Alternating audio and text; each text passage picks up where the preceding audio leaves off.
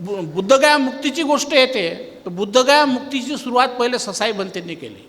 सोबत आनंद बनते होते, त्यानंतर आनंददेव महाथेर होते, बाबासाहेबाचे गुरुबंधू ज्ञानेश्वर होते. आणि ते आंदोलन आता त्या आंदोलनाचा सारा कचरा करून टाकला.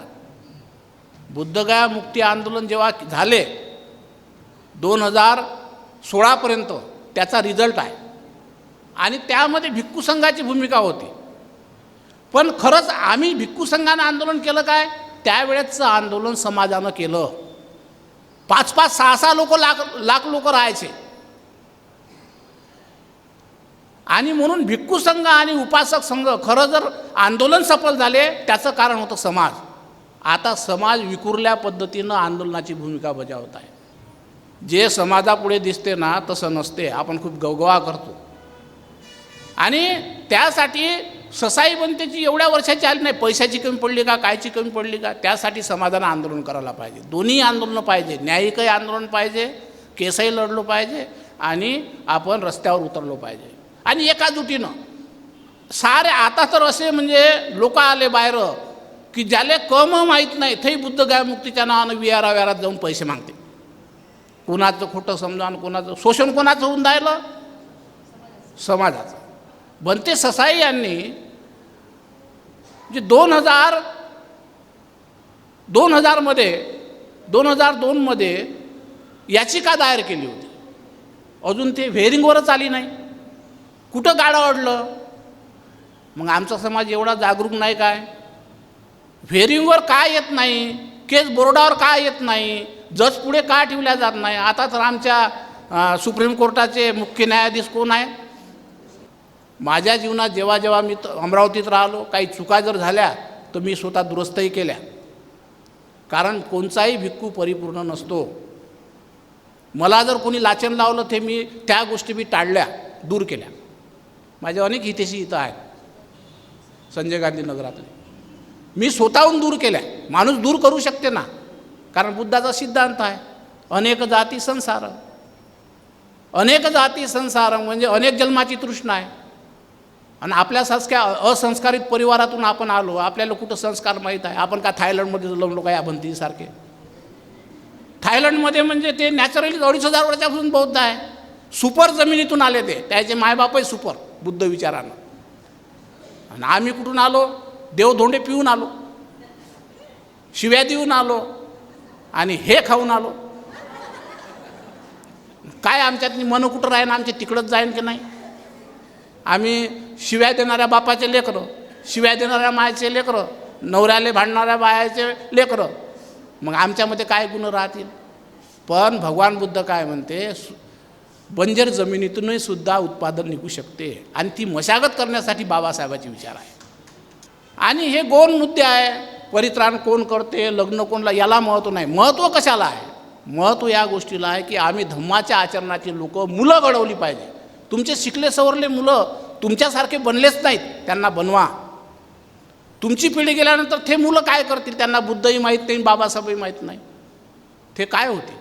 यासाठी तुम्हाला तुमच्या विचाराचं बनवावं लागेल.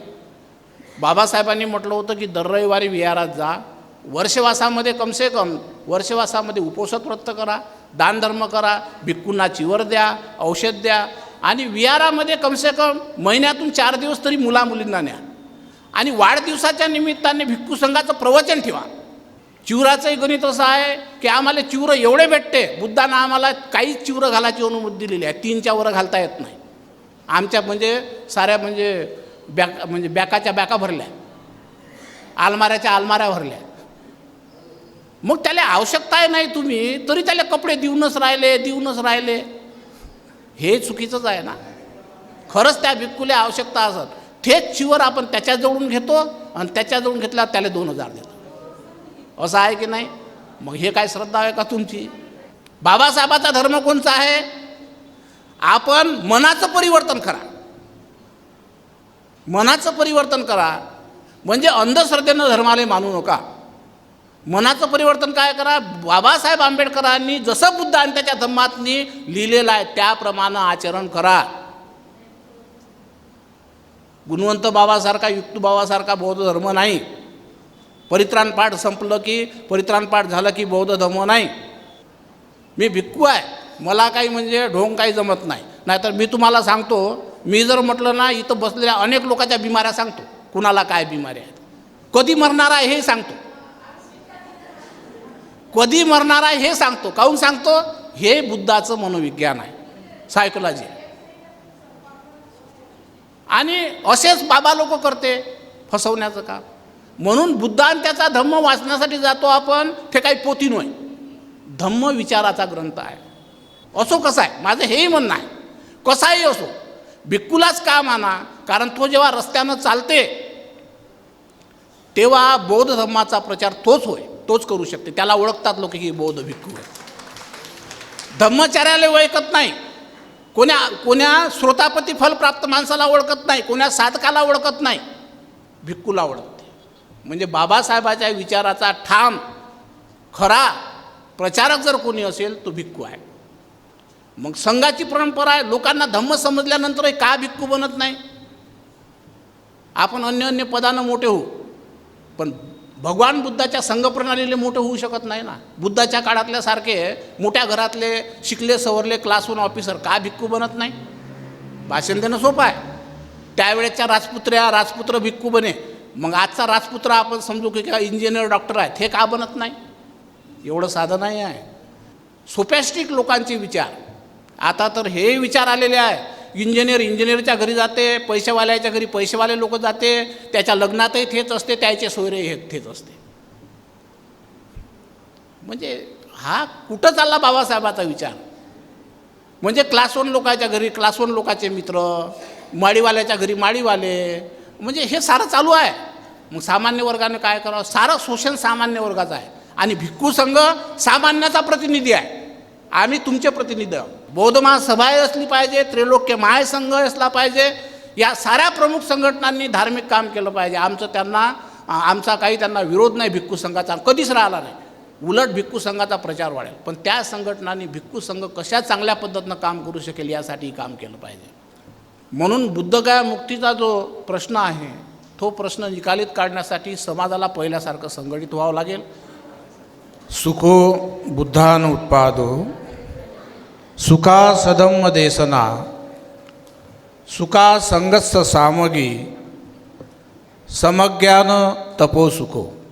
अर्थात बुद्धाचा जन्म होणं हे सुखकर आहे, त्यांचा धम्म श्रवण करणं हे सुखकर आहे, एकत्र येऊन आचरणाचं तप करणं हे सुखकर आहे.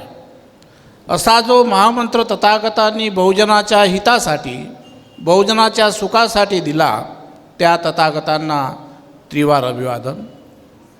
ज्यांच्यामुळे तुम्ही आम्ही बौद्ध आहोत, मान सन्मानाचं सुखाचं जीवन जगत आहोत.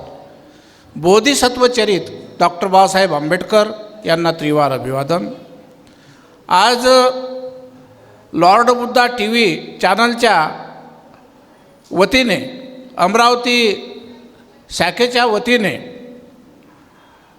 माझ्या वाढदिवसानिमित्त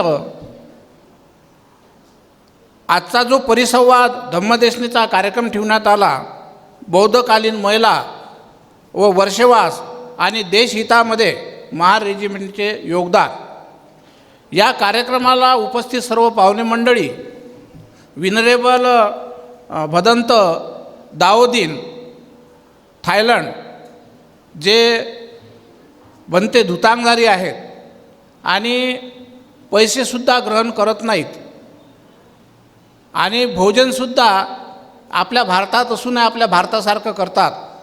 बऱ्याचशा त्यांच्या आचरणाच्या चांगल्या गोष्टी आहेत. तर भदंत दाऊदीन महास्थवीर, सोबतच आमच्या समेत असलेले माझे नेहमीचे सहकारी भदंत सुबोध स्थवीर, भदंत संघरत्न, आजच्या कार्यक्रमाचे अध्यक्ष. अमरावतीमध्ये आपण सर्वांना माहिती आहे की जेवढे कार्यक्रम होतात त्या कार्यक्रमामध्ये त्यांचा वाटा असतो तनमन धनाने. आणि जेव्हा ते सर्व्हिसवर होते तेव्हापासून आताहीसुद्धा दानधर्म करतात. कारंजा लाडला 25 लाख रुपये देऊन त्यांनी बुद्धविहार बांधलेला आहे. मुंबईमध्ये जेवढे बुद्धविहार आहे त्यांचा पैशाचा वाटा आहे. जसे माणूस भक्कम आहेत, मोठे दिसतात, तसे मनानं मोठे आहेत. आणि पैसे देण्यानंही मोठे आहे. एवढंच नाही तर मुंबईवर जेव्हा पदावर होते त्यावेळेला भिक्खूंना जागा प्राप्त झाली पाहिजे यासाठी सर्वांना महानगरपालिकेची मुंबईची जे जागा असेल त्या जागा उपलब्ध करून दिल्या. आमच्या येणाऱ्याला खूप मोठं सहकार्य त्यांचं आहे. एक भक्कम मोठं 3 लाखाचं किचन त्यांनी बांधून दिलं. त्याचप्रमाणे मुळेताई, प्राध्यापक मुळेताई यांनी महिलांची असुविधा होऊ नये म्हणून 12 लाख रुपये खर्च करून शौचालय उपलब्ध करून दिलं. आजच्या कार्यक्रमामध्ये खास रूपाने लॉर्ड बुद्धा टी व्हीचे संचालक सचिन मुंजी, त्याचप्रमाणे आमचे चंद्रपूर जिल्ह्याचे जिल्हा प्रतिनिधी मोडकजी, जे अनेक वर्षापासून जवळपास टी व्हीला त्यांनी कोणत्याच काळात सोडलं नाही असं त्यांचं व्यक्तिमत्व आहे. आणि नेहमी भिक्खू संघाच्या सानिध्यात असणारे आमचे मोडक सर. महार रेजिमेंट तर पूर्वी महत्त्व होतं आणि जे महार रेजिमेंटचे सैनिक आहे ते रिटायर झाले तरी त्यांची ड्युटी सुरूच आहे. आताही त्याचं त्याग करणं चालूच आहे, युद्ध करणं चालू आहे. पूर्ण अमरावतीमध्ये साऱ्या चळवळीमध्ये त्यांचं योगदान असते, नुसतं दिसण्यानं नाही. तर त्यांचं योगदान पैशानंही आहे.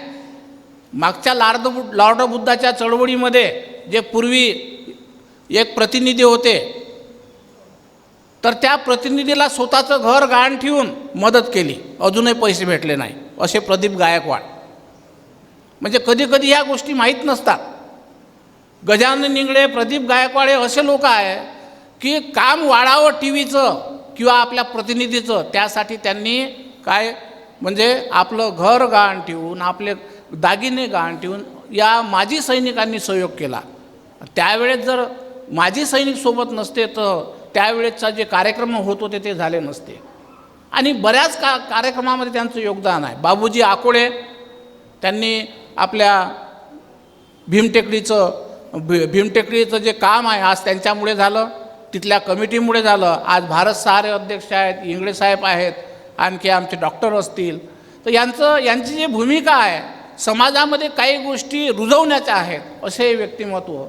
त्यानंतर आमच्या कार्तिकीताई गजबी, त्यांनी सुंदरसं मार्गदर्शन केलं आणि त्यांच्यामध्ये पूर्ण टाईम देण्याची भूमिका त्या उठून गेल्या नाही. त्यांच्यामध्ये एक विशेषता मी पाहिली की त्यांनी धम्माच्या गोष्टी विशेषतः मांडल्या, धम्माचा संस्कार त्यांच्यामध्ये आहेत. माझी त्यांची ओळख जरी नसली तर त्यांच्या वागण्यातून अनेक चांगल्या गोष्टी वाटल्या. आणि कोणताही ऑफिसर काय काम झाल्याबरोबर उठून जाते. मला वाटते आज सुट्टीच आहे, पण बँकर लोकांना काही सुट्टी नसते आणि तरी पण त्या इथं बसून आहेत, अशा आमच्या कार्तिकीताई गजबी आहे. त्यानंतर सिद्धार्थ मुंद्रे, जे बौद्ध महासभेचे नवनियुक्त जिल्हा अध्यक्ष आहेत, त्यांच्यासोबत त्यांचे जिल्हा अध्यक्ष तायडे साहेब, जे जिल्हा महासचिव तायडे साहेब. आमचे धम्मप्रचारक गुलाबरावजी नेवारे, जे धम्मप्रचारक आहेत.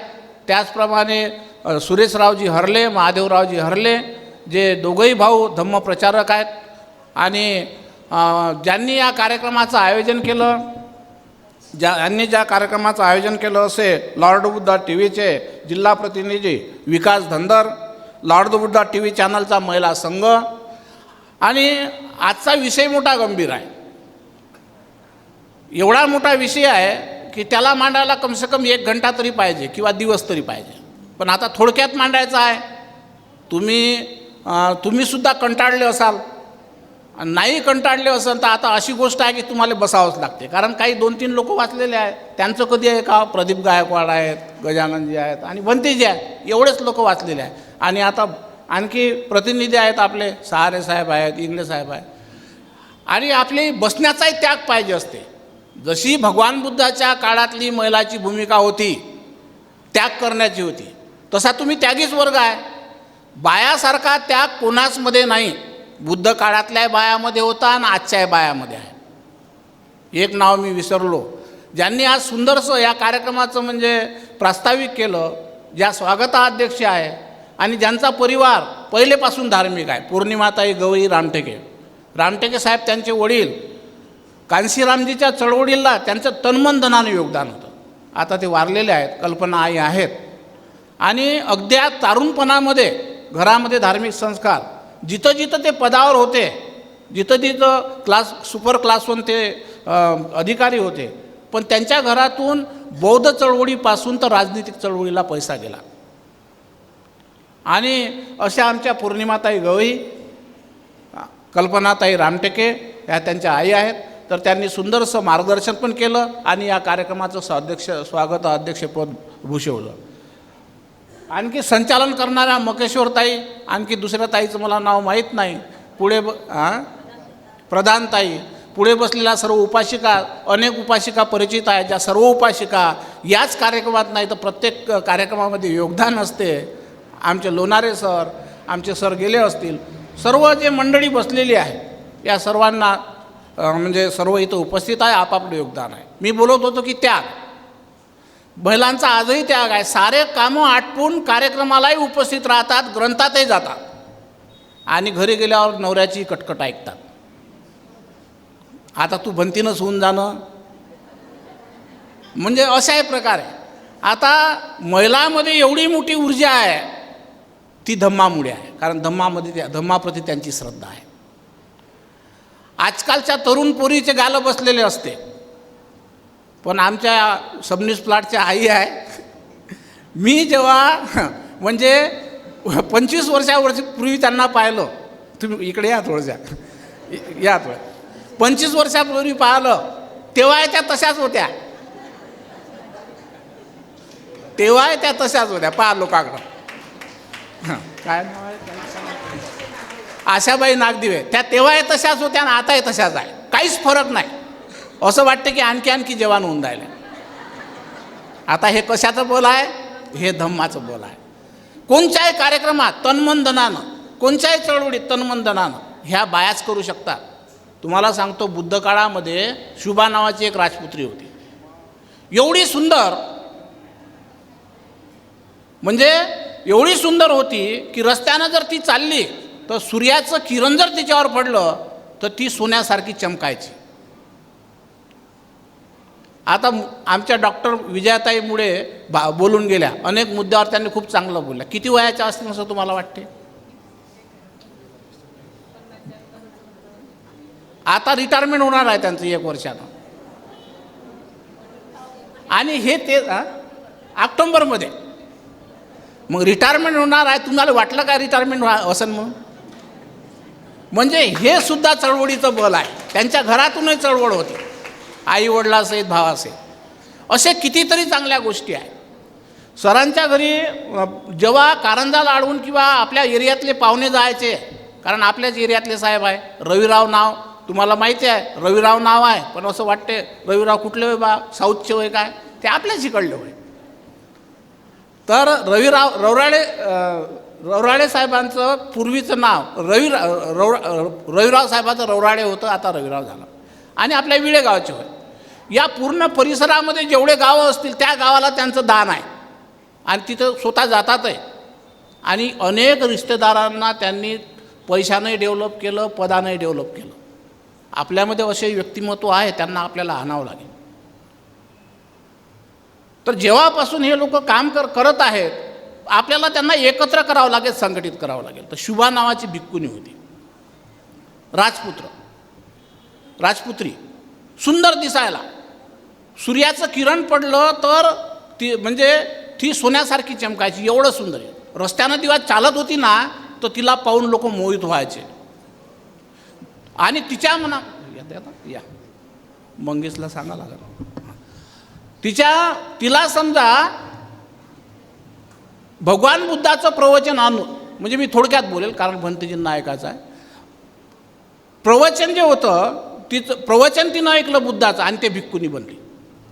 आता चिवर घेतल्यानंतर, टकली केल्यानंतरही ते सुंदर दिसत होते. मुंडन केलं, गेरुवा वस्त्र धारण केलं, हातात भिक्षापात्र, ती भिक्षा मागत घराघरासमोर उभी होती.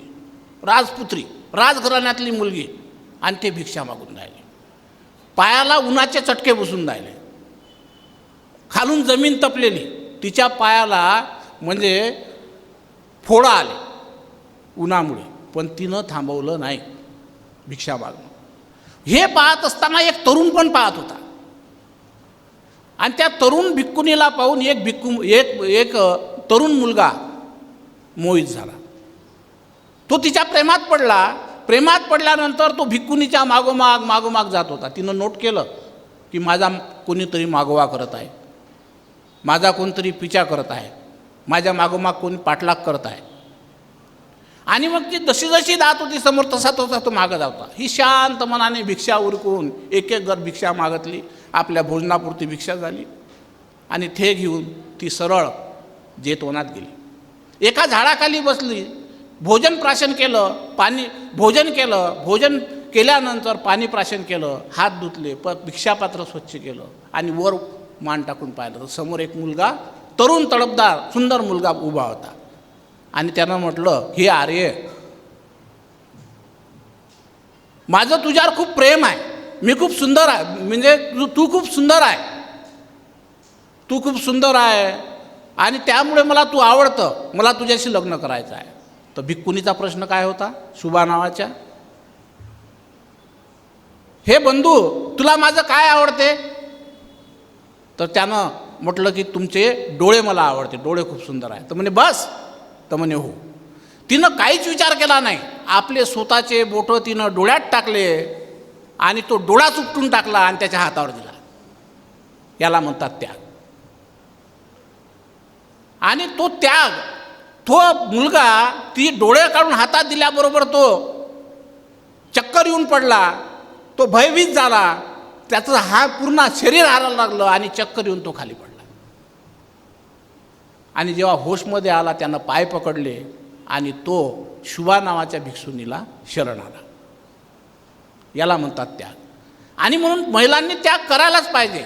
तुमच्या त्यागानं नवरासुद्धा सोबत आला पाहिजे, मुलगासुद्धा सोबत आला पाहिजे, मुलीसुद्धा सोबत आल्या पाहिजे. हे इथं दोघं नवरा बायको बसलेले आहे, सुरेश हरले आणि सुजाताबाई हरले, उभे राहा, आणि आशाबाई हरले, उभे तर राहा. हे लोक संत्र्याचे व्यापारी असते आणि संत्र्याचे व्यापारी म्हटल्यानंतर याच्यावर भरोसा होते काय आशाबाई. पण यांना कुठं बायांनी भटकू दिलं नाही, कारण धम्मात मजबूत आहे आणि तेही भटकले नाही, उपसत करतात. धम्माचे गायक आहे दोघे जण. आणि हे बाया 4 जावा आहे पण धम्माचं आचरण करतात. भारतातला कुठलाही भिक्खू जावं तिथून त्याला असं वाटते की माहेर गरज आहे. आता हे झाल्या गोष्टी, महादेवरावजी पण आहेत मागं मोठे भाऊ आणि त्यांची ती देण आहे. आता जास्त बोलायचं नाही, पण काही गोष्टी सांगितल्याशिवाय जमणारही नाही. सचिनजी म्हणून होते, मला वाटते निघून गेले असतील किंवा बाहेर असतील. लॉर्ड बुद्धा टी व्हीला आम्ही 2010 पासून मदत केलेली आहे. आम्ही कोण्याही कार्यक्रमाला गेलो तर 5 पैसे घेतले नाही. TADA फक्त आमच्या एका मोठ्या भंत्रीला दान देण्यासाठी आम्ही प्रवृत्त केलं, आनंद महास्तव यांना. आणि लॉर्ड बुद्धा टी व्ही त्यावेळेसही सुद्धा आग्रसित होती. मधात काही प्रॉब्लेम आले, ते काही नगण्य असतात, अनेक प्रकारचा प्रचार झाला, पण कुणालाही आता दान न मागता या टी व्हीला 22 राज्यामध्ये त्यांनी स्थापित केलं. आणि आता बौद्धांच्या नावावरती टी व्ही आहे. म्हणून हा गैरसमज काढून टाका की ते ब्राह्मणाला विकली होती, हे झालं होतं, ते झालं, हे चुकीचं आहे. त्यांचा ॲक्सिडेंट झाला, मरणासन अवस्थेमध्ये असताना सुद्धा ते वापस आले, चांगलं कर्म आहे म्हणूनच ना. तर आम्ही त्यावेळेला मदत केली. राहिला अमरावतीचा प्रश्न, अमरावतीमध्ये जिल्हा प्रतिनिधी नव्हता तेव्हा धम्मा मुद्रके यांना म्हटलं की आपण जिल्हा प्रतिनिधी पाहिजे. तर विकास भाऊ दंदर, जो त्यांचे वडील आमचे जवळचे उपासक होते, उत्तमरावजी दंदर, तर भाऊला म्हटलं की धम्माला म्हटलं भाऊला सांग की विकासला प्रतिनिधी बनवा, काम चालू द्या, आपण आधीच म्हणजे स्थापित होऊ शकतो. कार्यक्रम असे म्हणजे आम्ही जेव्हा बुद्धगया मुक्तीची गोष्ट येते तर बुद्धगया मुक्तीची सुरुवात पहिले ससाई भंतेंनी केली. सोबत आनंद भंते होते, त्यानंतर आनंददेव महाथेर होते, बाबासाहेबाचे गुरुबंधू ज्ञानेश्वर होते. आणि ते आंदोलन आता त्या आंदोलनाचा सारा कचरा करून टाकला. बुद्धगया मुक्ती आंदोलन जेव्हा झाले 2016पर्यंत त्याचा रिझल्ट आहे आणि त्यामध्ये भिक्खू संघाची भूमिका होती. पण खरंच आम्ही भिक्खू संघानं आंदोलन केलं काय, त्यावेळेचं आंदोलन समाजानं केलं. 5-5, 6-6 लाख लोक राहायचे. आणि म्हणून भिक्खू संघ आणि उपासक संघ खरं जर आंदोलन सफल झाले त्याचं कारण होतं समाज. आता समाज विखुरल्या पद्धतीनं आंदोलनाची भूमिका बजावत आहे.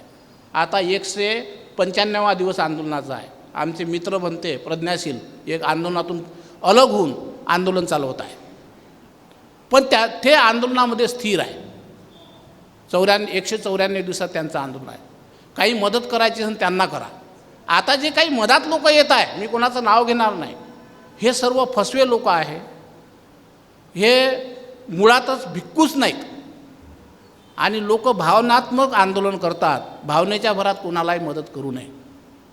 करायची असेल मदत तर बनते प्रज्ञाशील यांना करा. बुद्धगया मुक्ती आंदोलनाचे त्यातले पहिले मुख्य माणूस आहेत, भिक्खू आहेत आणि भिक्खू मुख्य असल्यामुळे त्या आंदोलनाला आताही कोणी मदत करायची असेल तर करा. पण आंदोलन हे एकत्र रूपाने व्हायला पाहिजे पहिल्यासारखं. कारण आंदोलनाचा मुद्दा सचिन मून साहेबांनी ठेवलेला आहे. त्यावेळेला लॉर्ड मुद्दा टीव्हीने जागोजागी बुद्धगया मुक्ती आंदोलनाचे कार्यक्रम घेतले. लाखो लोकांपर्यंत तो मेसेज गेला. दिल्लीला तर 6 लाख लोक होते. आपल्या अमरावतीचे खूप लोक त्या आंदोलनात होते. आणि आंदोलनाच्या परिणामाने काय झालं, आंदोलनाच्या परिणामाने त्यावेळेला जे 4 हिंदूंचं बाहुबल्य होतं ते कमी झालं. म्हणजे आता 6 म्हणजे 4 बौद्ध आहेत, एक हिंदू आहे आणि एक SC आहे, एक कोण आहे OBC आहे आणि 2च लोक हिंदू आहेत. आणि पदेन अध्यक्षसुद्धा कलेक्टर नाही. आता कोणीही कलेक्टर अध्यक्ष होऊ शकतो. त्याला ब्राह्मणच पाहिजे, हिंदू पाहिजे आवश्यकता नाही. आणि जेवढे कामं काही झालेले आहे ते बुद्धगया मुक्ती आंदोलनाचे परिणाम आहे. आज जे बुद्धगयामध्ये चांगले कामं दिसतात. म्हणून आपण पुराणे जे काम करणारे लोक होते त्यांना बोलवा ना, त्यांना समाजात आणा. ते काय येत नाहीत काय. आणि भंते ससाईंचा प्रश्न राहिला. भंते ससाई यांनी जे 2002 मध्ये याचिका दायर केली होती. अजून ते व्हेरिंगवरच आली नाही. कुठं गाडं अडलं. मग आमचा समाज एवढा जागरूक नाही काय. व्हेरिंगवर काय येत नाही, केस बोर्डावर काय येत नाही, जज पुढे का ठेवल्या जात नाही. आता तर आमच्या सुप्रीम कोर्टाचे मुख्य न्यायाधीश कोण आहे, भूषण गवई. मग आपल्या अमरावतीत आल्यावर आपला समाज जाऊन का पडत नाही त्याच्याजवळ. प्रेमानं आपला होय म्हणून प्रेमानंच म्हणावं की भूषण बाबू किंवा म्हणजे जज साहेब आपण याला म्हणजे अंदरून गोष्टी करा ना समाजात नाही की तुम्ही याला निकालात लावा बरं. जे समाजापुढे दिसते ना तसं नसते. आपण खूप गवगवा करतो आणि त्यासाठी ससाई बनतेची एवढ्या वर्षाची आली नाही. पैशाची कमी पडली का, कायची कमी पडली का. त्यासाठी समाजानं आंदोलन करायला पाहिजे. दोन्ही आंदोलनं पाहिजे. न्यायिकही आंदोलन पाहिजे, केसही लढलो पाहिजे आणि आपण रस्त्यावर उतरलो पाहिजे. आणि एकाजुटीनं सारे आता तर असे म्हणजे लोक आले बाहेर की ज्याले कम माहीत नाही ते बुद्धगया मुक्तीच्या नावानं विहारात जाऊन पैसे मागते. कोणाचं खोटं समजा आणि कोणाचं शोषण कोणाचं होऊन राहिलं, समाजाचं. मग या शोषण करणाराले ओळखा, कोणालाही काही देऊ नका. आपलं काय असते, बापा भंतेजी आहे, बापा धुतांगधारी आहे. धुतांगधारी खरंच आहे ते. बापा भंतेजी पैशाला हात नाही लावत, बापा भंतेजी रात्रभर झोपत नाही. हे बाबासाहेबाचा धर्म नाही. बाबासाहेबाचा धर्म कोणचा आहे, आपण मनाचं परिवर्तन करा. मनाचं परिवर्तन करा म्हणजे अंधश्रद्धेनं धर्माला मानू नका. मनाचं परिवर्तन काय करा, बाबासाहेब आंबेडकरांनी जसं बुद्ध आणि त्याच्या धम्मातनी लिहिलेलं आहे त्याप्रमाणे आचरण करा. गुणवंत बाबासारखा, युक्त बाबासारखा बौद्ध धर्म नाही. परित्राण पाठ संपलं की परित्राण पाठ झालं की बौद्ध धर्म नाही.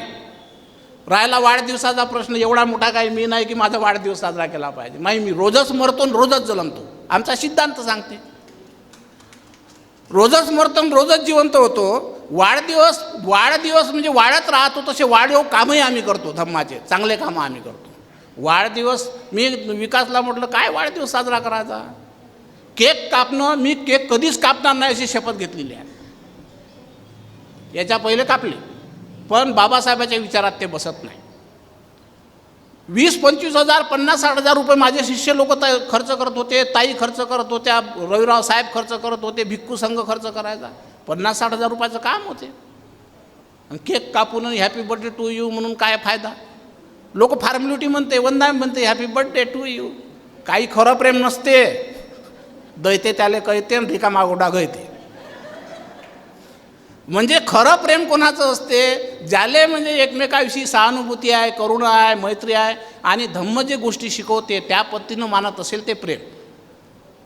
काही लोकांनी एवढं प्रेम दाखवलं, अनेक लोकांनी DP वर ठेवलं, अनेक लोकांनी म्हणजे आजही ठेवलं, याच्या पहिलेही ठेवलं. 10 तारखेला माझा खरा वाढदिवस असते, पण वाढदिवस झाल्यानंतरही सुद्धा आपण या निमित्तानं कार्यक्रम राबवा एवढंच त्यांना म्हटलं. असं होऊ शकते पण वाढदिवस साजरा नका करू.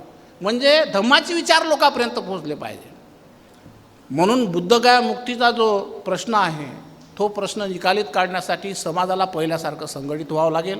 वर्षवास राहिला तो भिक्खूचा असतो, तुम्हाला माहिती आहे. आणि त्या वर्षवासामध्ये भिक्खूकडून धम्म शिकायचं असते. आणि हे जे ग्रंथ पोत्या ते आता कसं हिंदू धर्माच्या पोत्या होत्या ना पहिले, तसेच लोक वाचायला लागलेले आहेत. काही नाही म्हणते 3 महिन्याचा वर्षवास आहे. त्या 3च महिन्याच्या वर्षवासातनी कपड्यातनी बांधून ठेवतो. आमच्या ताईचा विषय असते, प्राध्यापक मुळे ताईचा. कपड्यात बांधून ठेवतो, मग त्याला वंदन करतो, मग त्याच्यावर फुलं टाकतो, मग ग्रंथ वाचकाच्या पाया लागतो. म्हणजे त्याच्या पाया ग्रंथ वाचकाच्या. आता मला तुम्ही सांगा, तुम्ही ग्रंथ वाचकाच्या पाया लागता की ग्रंथातले विचार डोक्यात घेता? मी भिक्खू आहे, मला काही म्हणजे ढोंग काही जमत नाही. नाहीतर मी तुम्हाला सांगतो, मी जर म्हटलं ना इथं बसलेल्या अनेक लोकांच्या बिमाऱ्या सांगतो, कुणाला काय बिमाऱ्या आहेत, कधी मरणार आहे हे सांगतो, कधी मरणार आहे हे सांगतो. काहून सांगतो? हे बुद्धाचं मनोविज्ञान आहे, सायकोलॉजी. आणि असेच बाबा लोक करते फसवण्याचं काम. म्हणून बुद्ध आणि त्याचा धम्म वाचण्यासाठी जातो आपण. ते काही पोती नव्हे, धम्म विचाराचा ग्रंथ आहे. आणि म्हणून मी कधीही माझ्या जीवनामध्ये, भिक्खू जीवन माझं 33 वर्षाचं झालं, 33 वर्षाच्या भिक्खू जीवनामध्ये मी कधीही म्हणजे कोणाला चमत्कार दाखवून फसवलं नाही. का फसवलं नाही? खोटं नाटं बोलून तर कोणी कमावू शकते, पण कोणाला म्हणजे पैसेवाल्याकडे जाणार नाही लोक. म्हणजे एखादा प्राध्यापक असन, डॉक्टर असन, इंजिनियर असन, त्याच्याकडं नाही दालगलट त्याची, गरीबाकडं. अशाही लोकांना तुम्ही मागता आणि समाजही हो मध्ये हो मिळवता, हे बरोबर नाही. आपल्याला जर हे करायचं असेल तर चिंतन करावं लागेल. अशा निष्ठावान बाया, त्यांना काय माहीत नाही भिक्खूविषयी, तरी भिक्खू संघाला मानतात. ह्यात आमच्या मायाच आहे. त्यांना सारं काही माहीत आहे, कोण भिक्खू कसा आहे काय नाही. हे लाईव्ह आहे बरं, तरी मी बोलत आहो. म्हणजे आमच्या समाजामध्ये ही भावना आलेली आहे, पण त्यांच्यामध्ये बाबासाहेबासारखी ठाम भावनाही आली पाहिजे, तरच आम्ही बाबासाहेबाचे बौद्ध होऊ शकतो. आणा ती बाब, आपण सहन करू नका, काही चालवण्याचा प्रयत्न करू नका. आणि हे गौण मुद्दे आहे, परित्राण कोण करते, लग्न कोणला, याला महत्त्व नाही. महत्त्व कशाला आहे?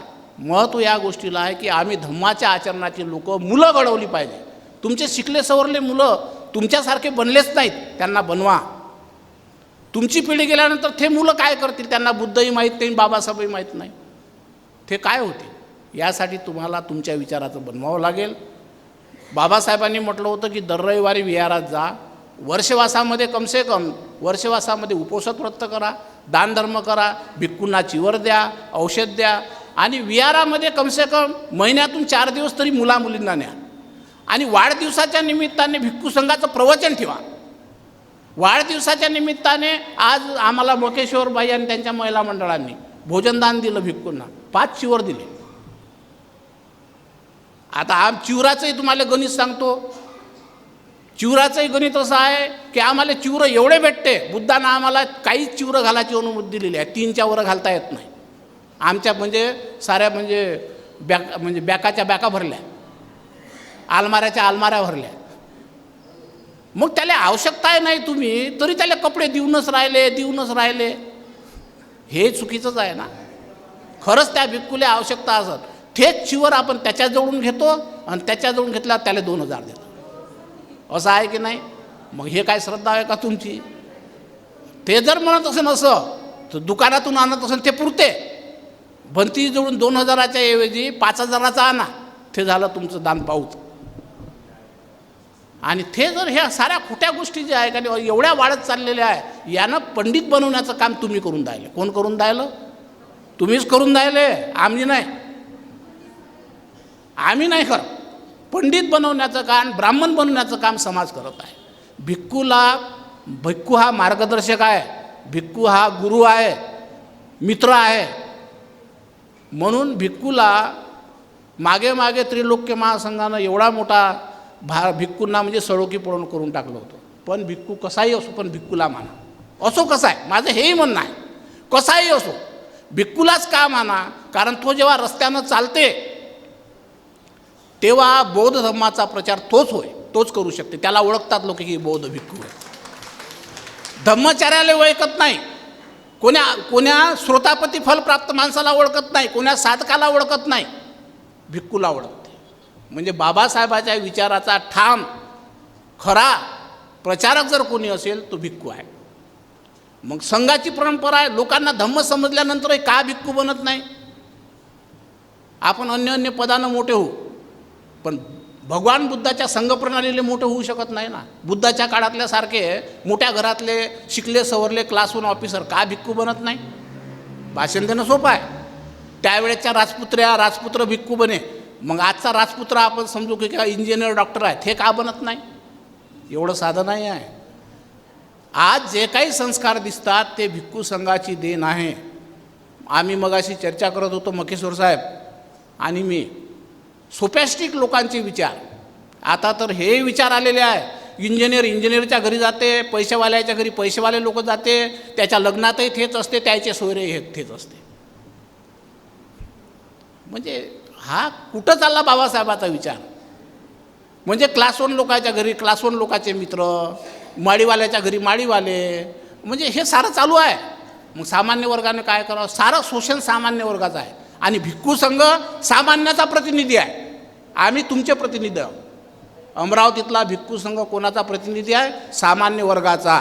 आणि बाकी संघटना आमच्या समवेत जर असतील तर बाकी संघटनांनी सुद्धा भिक्खू संघाला आधार घेतला पाहिजे. बौद्ध महासभा असली पाहिजे, त्रिलोक्य महासंघ असला पाहिजे. या साऱ्या प्रमुख संघटनांनी धार्मिक काम केलं पाहिजे. आमचा काही त्यांना विरोध नाही भिक्खू संघाचा, कधीच राहिला नाही. उलट भिक्खू संघाचा प्रचार वाढेल. पण त्या संघटनांनी भिक्खू संघ कशा चांगल्या पद्धतीनं काम करू शकेल यासाठी काम केलं पाहिजे आणि ते करावं. आजच्या दिवशी महार रेजिमेंटचं महत्त्व पहिलेही होतं, त्याच्यावर बंद आमचे साहेब बोलले. पण आपल्या अमरावतीत महार रेजिमेंटचं खूप मोठं काम आहे. त्यामुळे गजानन इंगळे असतील, आपले प्रदीप गायकवाड असतील, तर त्याला समजवा. म्हणजे आताही सुद्धा पूर्वीचे जे कर्ज राहिलेलं आहे तर समाजानं त्याविषयी बोललं पाहिजे. त्याला कोण मागन? नंगेशे खुदा डरे. म्हणून अशा लोकांपासूनही सावध राहा की आपण सहकार्य करता म्हणजे आपल्या समाजाचं काय आपलंही नुकसान होईल. तर आज जेवढी काही इथे मंडळी आहेत किंवा म्हणजे मोडक साहेब थोडे उभे राहिले तर परिचय होईल. यांनी कठीण परिस्थितीमध्ये काम केलेलं आहे, उभे राहा. आणि भिक्खू संघासमवेत आहे. दरवर्षी महापरित्राण पाठाचा कार्यक्रम राबवत असतात भिक्खू संघाला बोलावून बौद्ध लेणीमध्ये. असे अनेक लोक आपापल्या परीने आहे, पण हे एका विचारानं संघटित पाहिजे. अधिक वेळ बोलल्यापेक्षा मी म्हणेल की 2-2, 3-3 मिनिट का होईना या लोकांचं बोलणं एका शेवटी 10 मिनिटच आहे फक्त बनते यायचे, म्हणजे अर्ध्या घंट्यात आपला कार्यक्रम संपते. मला तुम्ही सन्मान दिला. महिला मंडळांनी इथे एवढ्या मोठ्या संख्येने इथे उपस्थित आहात. आणि जो काही बुद्धिजीवी वर्ग असेल, मी ओगाओगामध्ये तर काही बोलून गेलोच नाही, मी जाणीवपूर्वक बोललेलो आहे. आणि म्हणून लोकांनी म्हणजे भावनात्मक बनल्यापेक्षा, भावनात्मक म्हणजे लोक चिवर देते म्हणून आपण द्या, लोक भोजन देते म्हणून आपण द्या, लोक दान देते म्हणून आपण द्या, लोक वर्षवास करते म्हणून आपण करा, लोक उपवास करते म्हणून आपण करा, ह्या भावना सोडा. समजून उमजून करा, बाबासाहेबांनी जसं केलं. आणि तोच आदर्श बाबासाहेबांनी आपला देणार. तसं महिलांनी म्हणा आणि उपासकांनी म्हणा, म्हणजेच आपण बाबासाहेबांना अपेक्षित बौद्ध बनू शकतो. म्हणून वर्षवासामध्ये जाणीवपूर्वक हे करा. अंधभक्तीकडे वळणं टाळा. ध्यान पण करा. ध्यानामुळे ऊर्जा प्राप्त होते. रोज ध्यान करा. ध्यानामुळे आपल्याला 4 प्रकारचे बल प्राप्त होतात, 5 प्रकारच्या बल प्राप्त होतात. आणि ते अनेक धार्मिक लोकांना माहिती असेल कोणते बल आहेत. तर प्रज्ञाबल आहे, वीर्यबल आहे, स्मृतिबल आहे. आणि 4 गोष्टी कोणत्या प्राप्त होतात? सुख, आयुष्य, वर्ण आणि बल. तर ह्या गोष्टी प्राप्त होतात. त्यामुळे ध्यान केलंच पाहिजे, आचरण केलंच पाहिजे, वंदनाही केली पाहिजे, पूजाही केली पाहिजे, दानही दिलं पाहिजे. पण तुम्ही सजग चित्ताने द्या. म्हणजे गद्याच्या अंगावर चिवर टाकलं म्हणजे त्या गद्यालाही नाही केलं पाहिजे आणि त्याचा अपमानही नाही झाला पाहिजे. गदा म्हणजे काही गद्यालाही म्हणजे पाया लागायचं का, मग चिवर आहे म्हणून, तसं नाही. शेवटी कोसांबी सुत्त भगवान बुद्धांचं आहे. कोसांबीमध्ये वर्षवास केला होता. भिक्खू काही बुद्धाच्यानंही ऐकत नव्हते. तेव्हा भगवंतांनी काय केलं, भगवंताकडे लोक गेले की भगवान भिक्खूंना काही सांगा ना. भगवान बुद्धांनी लोकांना सांगितलं की जे तुम्हाला सन्मानास पात्र वाटत नाही त्यांना दान देऊ नका, त्यांना नमस्कार करू नका, त्यांना पिंडपात देऊ नका, भिक्षाही देऊ नका. बुद्धाचंच कथन आहे. माझ्या जीवनात जेव्हा जेव्हा मी अमरावतीत राहिलो, काही चुका जर झाल्या तर मी स्वतः दुरुस्तही केल्या. कारण कोणताही भिक्खू परिपूर्ण नसतो. मला जर कोणी लाचन लावलं ते मी त्या गोष्टी मी टाळल्या, दूर केल्या. माझे अनेक हितेशी इथं आहेत संजय गांधी नगरातले, मी स्वतःहून दूर केल्या. माणूस दूर करू शकते ना, कारण बुद्धाचा सिद्धांत आहे अनेक जाती संसार. अनेक जाती संसार म्हणजे अनेक जन्माची तृष्णा आहे. आणि आपल्यासारख्या असंस्कारित परिवारातून आपण आलो, आपल्याला कुठं संस्कार माहीत आहे. आपण का थायलंडमध्ये जन्मलो का या भंतीसारखे. थायलंडमध्ये म्हणजे ते नॅचरली 250,000 वर्षापासून बौद्ध आहे. सुपर जमिनीतून आले ते, त्याचे मायबापही सुपर बुद्ध विचारानं. आणि आम्ही कुठून आलो, देवधोंडे पिऊन आलो, शिव्या देऊन आलो आणि हे खाऊन आलो. काय आमच्यातली मन कुठं राहीन, आमचे तिकडंच जाईन की नाही. आम्ही शिव्या देणाऱ्या बापाचे लेकरं, शिव्या देणाऱ्या मायाचे लेकरं, नवऱ्याले भांडणाऱ्या बायाचे लेकरं, मग आमच्यामध्ये काय गुण राहतील. पण भगवान बुद्ध काय म्हणते, बंजर जमिनीतूनही सुद्धा उत्पादन निघू शकते. आणि ती मशागत करण्यासाठी बाबासाहेबाचे विचार आहे. आणि ते विचार बाबासाहेबाचे असल्यामुळे तुम्ही म्हणजे कोसांबी सुद्धा लक्षात ठेवा की आपल्याला जेव्हा वाटते हात जोडून तुम्ही दूर करू शकता की हे धम्मात बसत नाही, हे धम्माच्या दृष्टीने दिसत नाही, तेव्हा वंदामी बनते म्हणून स्पष्ट नाही म्हणा. आपोआप त्यांच्या लक्षात येते की आमचं काहीतरी चुकून राहिलं आणि ते दुरुस्त होते. तेव्हा माझ्या वाढदिवसाच्या निमित्ताने आपले लॉर्ड बुद्धा चॅनलचे जे विकास धंदर आहे त्यांनी जे हे दाखवलं, म्हणजे आपलं हा कार्यक्रमाचं आयोजन केलं, त्याला मी धन्यवाद देतो. धम्मामुद्रके नेहमी पडद्याच्या मागं राहते. अनेक म्हणजे कुठेही मागं असते, कधी पुढं येत नाही. त्याच्यानंतर एक नाव अवश्य घ्यावं लागेल, प्रवीण आकोडे. प्रवीण आकोडेसुद्धा धार्मिक कार्यामध्ये, एका लग्नात तर आम्हाला जेवण द्यायला कोणीच नव्हतं.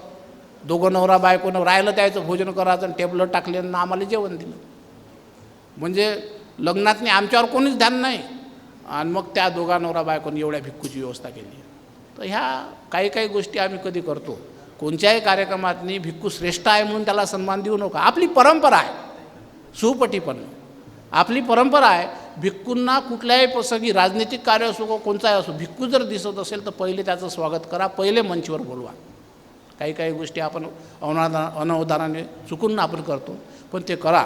आणि एवढ्या प्रचंड स्वरूपामध्ये आज जो या दृष्टीने हा वाढदिवस साजरा करण्याचा आपण प्रयत्न केला, मी सर्वांना धन्यवाद देतो. विशेषतः लॉर्ड बुद्धा TVला, सचिन मुन साहेबांना, विकास धंदरला, धम्मा मुद्रके आणि महिला ज्या सर्व नगरातल्या आहेत. अधिक न बोलता इथेच थांबतो आणि शिवाय भंतीजीचे आभार मानतो. आमचे दावोदीन यांचे आभार मानतो की त्यांनी सकाळी एवढ्या लवकर तयार होऊन आणि या मंडळींना घेऊन आले. बनते आमचे संघरत्न आणि हरले परिवार या आणि इथल्या सर्वांचे मी मनपूर्वक म्हणजे सर्वांशी मैत्री करतो. बंतीजींचे आभार मानतो आणि आयोजकांना मंगलमैत्री देऊन धम्मदेशनेला पूर्णविराम देतो. सर्वांचं मंगल व भवतु सबं मंगलम. आप देख रहे हैं लॉर्ड बुद्धा TV.